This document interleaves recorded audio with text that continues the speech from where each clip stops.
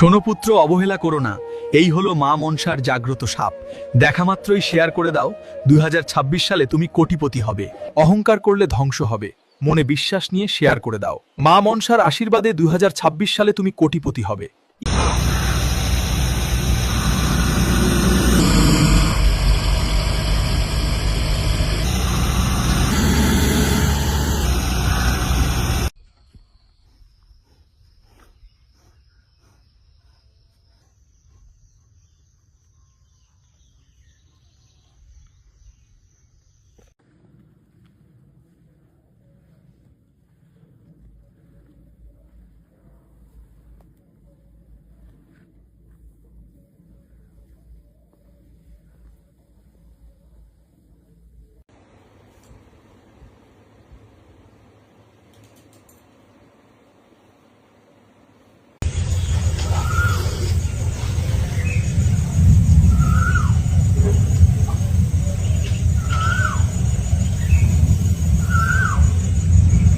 আমি মা মনসা।